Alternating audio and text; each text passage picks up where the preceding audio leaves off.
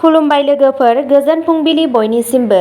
नोंथांमोनखौ गोदान भिडिअ'आव आरो फिन खेबसेबाव बयखौबो बरायनाय बावहरबाय। आं दिनै नोंथांमोननि सिगाङाव 3 आगस्ट 2024 मायथाइनि सानसेनि फानजामुथिखौ फरायथिनो लादों। गिबियावनो दङ मेष राशि। जायफोरा गोबाव समनिफ्रायनो रांखान्थियारि आंखालजों थांगासिनो दंमोन, बिसोरो दिनै जायखिजाया जायगानिफ्राय रां मोननो हायो, जाय खेबसेयावनो गोबां जिउनि जेंनाफोरखौ फोजोबस्रांगोन। न'आव माबाफोर सोलायनाय लाबोनायनि सिगां गावनि गेदेरफोरनि सुबुरुनखौ ला।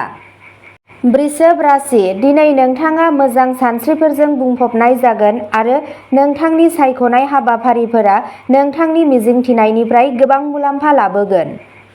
मिथुन राशि। नोंथांनि साहसआ अननायखौ देरहागोन। बे राशिनि फरायसाफोरा सानसेनि थाखाय गावसोरनि मबाइल फनफोराव मुखुब जानो हागौ। दिनै नोंथाङा हाबा जानायनि गुबै रंजानायखौ मोनथिगोन। कर्क राशि। सावस्रिया दिनै आबुं जागोन। दिनै नों गुबुननि बाथ्रायाव रां थिसनोब्ला राङारि खहा जानो हागौ। नखरनि सोद्रोमाफोरजों सम हगारनाया रंजाथाव जागोन। सिंह राशि। मोनसे मुखुब साननि गेजेरावबो सावस्रिया आबुं जागोन।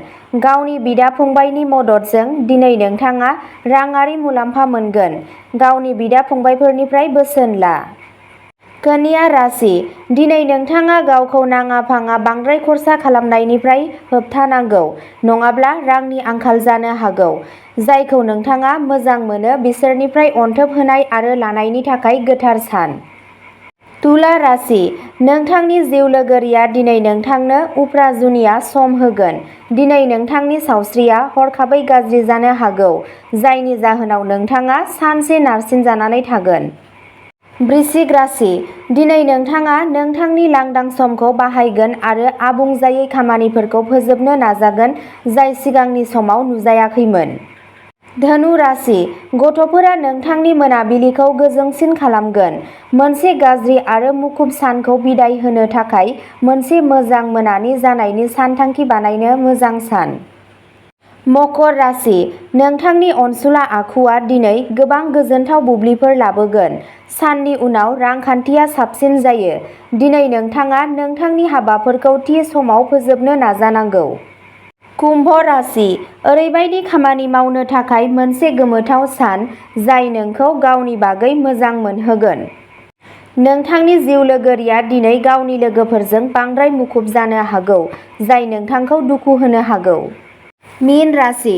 नोंथांनि मिजिंआ मोनसे गिदिर मोदोमफ्रु आरो जोंबाय थानाय बिबार बायदि बारगोन। दिनै नोंथांनि लामायाव फैनाय गोदान रां थिसननायनि खाबुफोरखौ नागिरनो हायो।